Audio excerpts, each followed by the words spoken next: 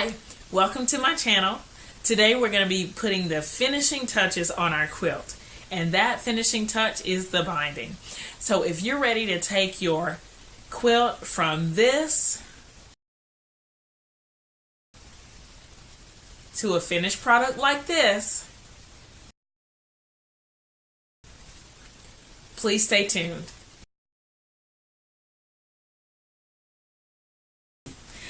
Before we start sewing, I want to show you a book that I've been using to kind of help me get through the quilting process. Since I've been designing my own quilts, I haven't been using it so much for designs as I have with more fundamental things, okay? And it's called Basic Guide to Rotary Cut Quilts, and it's by Marianne Fonz and Liz Porter. And there is a Fonz and Porter YouTube channel. I haven't really looked at it, but I know that it's there. So if you have other questions, I know that they're experts because they have at least one book. And this book has lots of good pictures about the binding. And so I'm going to be referring a lot to tips that I got out of this book to help, especially with the binding. So let's get ready to go to the sewing machine. I just wanted to show you this book before we start. Get started at the sewing machine. You need your quilt, and this is the quilt that I've been working on.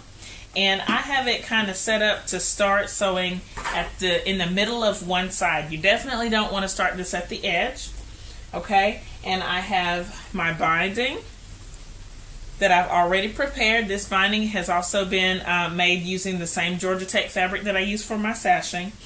And if you need some help with binding, there is a video link that I'll put up for you.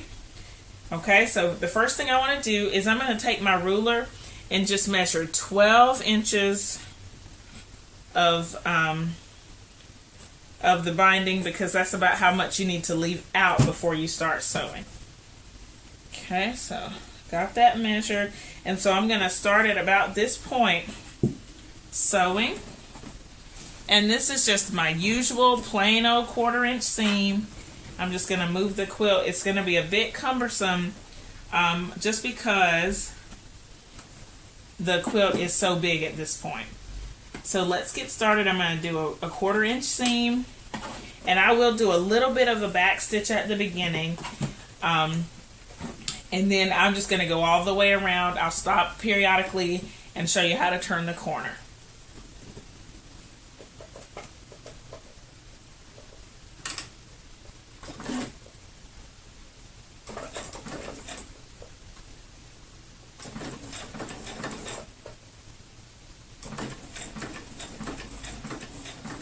To miter the corners, the first thing that we're going to do is we're going to sew down until there's about a 1/4 inch left, and then back stitch it. So I'm going to sew down. You may want to put a pin there to mark it for yourself. I'm just going to eyeball it. Okay, so 8, let's do 2 more, and then back stitch. Okay, and then you take move your quilt away from the machine. I'm just going to cut the thread here. Then you give your quilt a 1/4 turn, so just going to turn it sideways.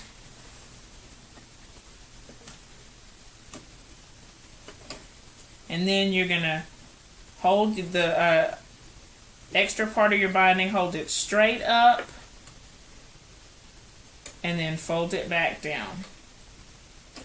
And although you can't see it now, once we're done with it, you'll see a nice firm mitered corner. And then from that point, you just start sewing that 1/4 inch seam again.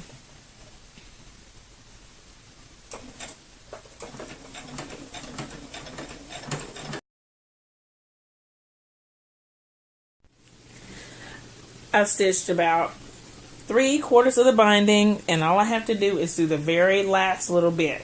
So I have 2 ends of the binding here, and I left about 8 inches in the middle to finish it off. The binding stretches, and so you don't want to just sew it straight down. Okay, so what I'm going to do is I'm going to put the ends of this together. I'm going to fold back the ends of the binding and put about 1/4 inch in between them. Okay, so you can see that. Alright, and I'm just kind of finger pressing it because I'm going to unfold these ends and put a little mark in the center.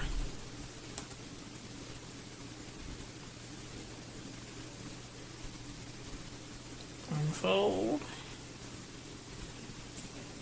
And so I have a little finger press part that I can see, and I'm just going to put a little mark.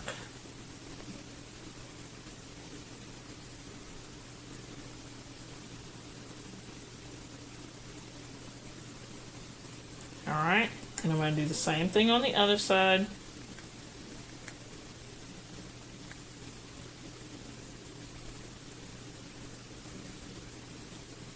I'm also going to take, I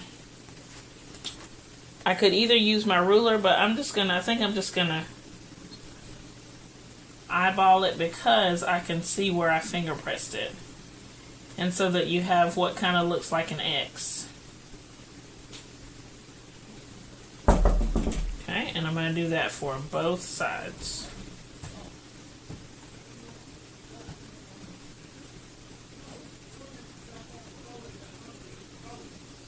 Okay, and then I'm going to take my ruler and I'm going to draw a 45-degree angle on each side. So to make my 45-degree angle cut, what I'm going to do is I'm going to take the ruler and match the bottom of the fabric with the 45-degree angle line. So you see the 45-degree angle line here. So I'm just going to take that and sit it down, well, like that. Okay, and so this will make my 45-degree angle line.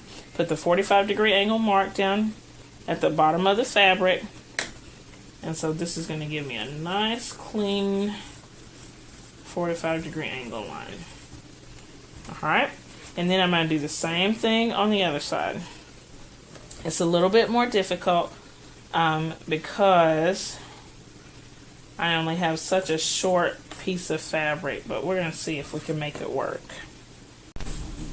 I have my 45-degree angle line for this short piece of fabric. It's actually at the top, but as long as they're going in the same direction, I don't think it's going to matter. Okay, so, and I'm drawing the line through the middle of that X that I already made. Again, that one's weird because the fabric is so short, but you can still, I made a faint line there. Now I'm going to take the pins and I'm going to match these right sides together and match up the lines that I drew and pin it.